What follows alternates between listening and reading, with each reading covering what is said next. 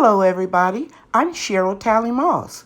Welcome to my organic food forest.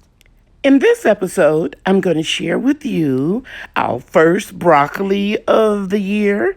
I'm also going to share with you an update on 3 of our garden beds, showing you all of the greens that we have grown. And I'm also going to give you my 1-minute gardening tip, a pearl from Cheryl.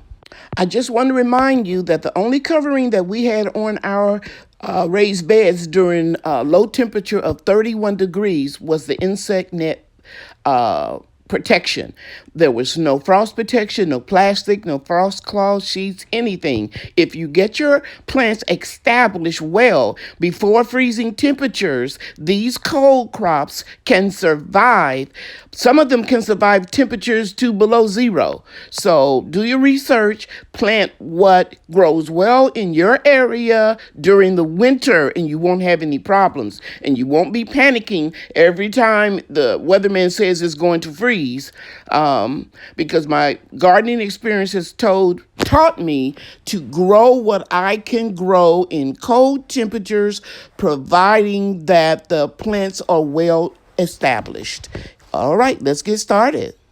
November 1st, Brian and I have moved the insect netting back from the 2 raised garden beds. As you know, say hey, Brian. Hi. He got face painting on him at school today. And I'm a skeleton. And you're a skeleton, okay. So we took the clips down and we removed the covering back, the insect netting, because we wanted to show you guys how wonderful our greens were doing. And some of them were getting so tall that were bending on the net. See how big that is? That is huge. Put your hand right there, Brian. No, flat. Yeah.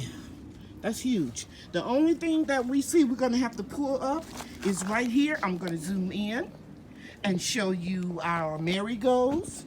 We're going to pull that up, and we're going to pull that up. Couldn't take the 31. And that one too, right? Ryan's saying, show them, Brian. Show them with your hand. Right there, those marigolds right there. So we have to pull those up. But everything else... And this one. Thank you, Brian. You found another one. We'll pull those up in a few minutes. Now, let's walk over here and let you see our mustard spinach that we had in these little boxes here. I'll insert a picture. They are all doing well.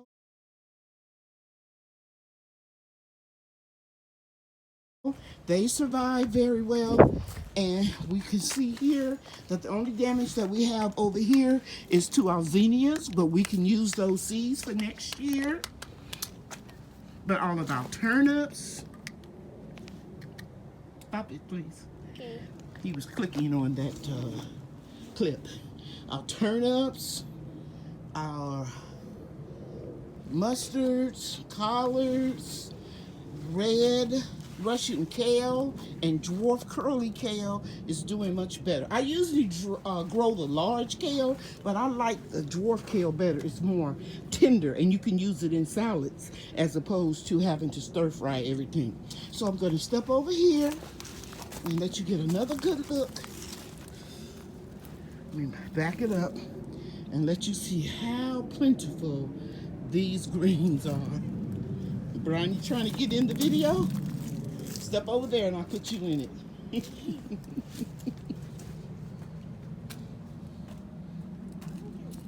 Step right there. Right here. You gonna tell everybody goodbye? Bye. Bye now. And what else you say?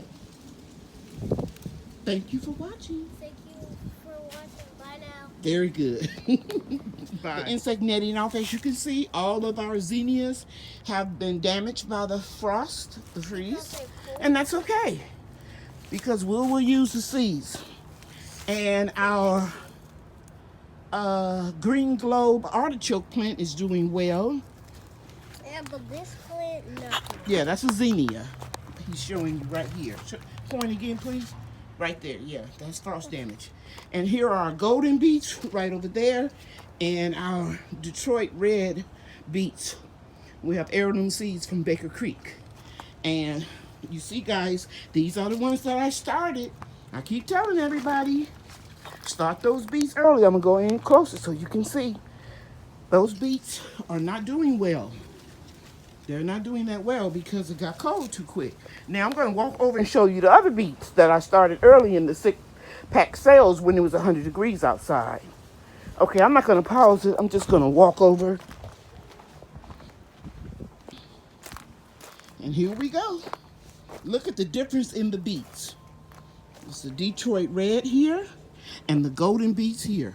Much better, all because I started them earlier in 6-pack sales, carefully picked the, separate the roots, and yeah, I am so excited.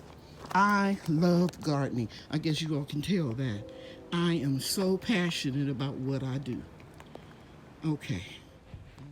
I decided to share with you something that I came up with, an idea that will help alleviate some of the condensation in the greenhouse because we had a lot of rain and we haven't had any opportunity to open the windows and the doors because it was just too cold outside. So anyway, I went into my storage shed and I found some of these box fans, and I took some Ziploc ties that can hold up to 300 pounds, well, actually 100 pounds each, and I tripled the zip ties, hanging them from the frame of the greenhouse and suspended them on the fan. And this way, because I tilted the Ziploc ties and put one to keep it in place, it'll actually oscillate because it's the weight is not evenly distributed. And I did the same thing. I'm moving to the front, but I kept it up, a little higher because that opening, when I zip it on either side to enter into the greenhouse, I didn't want to bump my head. But yeah, it's working out fine, and it's giving a lot of air circulating in the greenhouse. I went back in later on in the day, and a lot of the condensation has been dried up. So that's a good thing. So, rather than going out buying more oscillating fans, I decided to repurpose what I had and kind of manually allow it to suspend on one side. And that way it would circulate and move around and circulate the air. Okay, so that's my pearl from Cheryl today. Brian and I appreciate you taking time out of your schedule to watch our video. Thank you for watching, everybody. Bye now. The end.